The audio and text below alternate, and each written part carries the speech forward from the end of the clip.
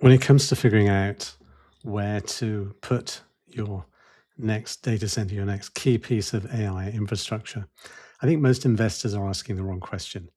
Everyone wants to know where the next Northern Virginia will be, and I don't. The question I'm asking is which parts of the country can still support another Northern Virginia? And those are very different questions. When I started researching this week's AI Grid Report, I assumed the places attracting the most AI investment would naturally be the best places to build. It turns out that's not what the data showed.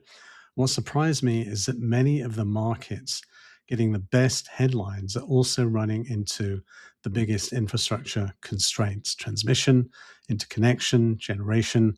The grid still has to do the work of moving the power to the compute. And $1 billion announcement doesn't create value, power does. So if a project can't get energized, the headline doesn't matter very much.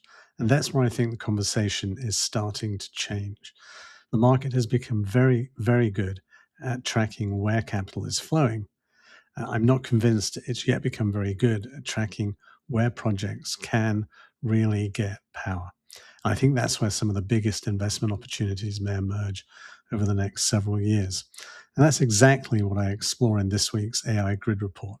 The issue is called the Next AI Boomtown, issue number 12.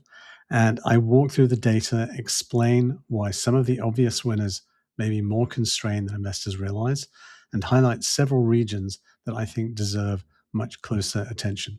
I've put the link below if you'd like to read the analysis.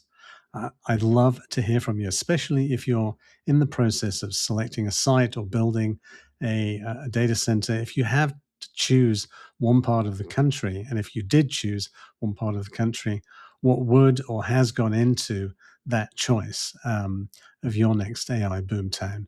Just let me know.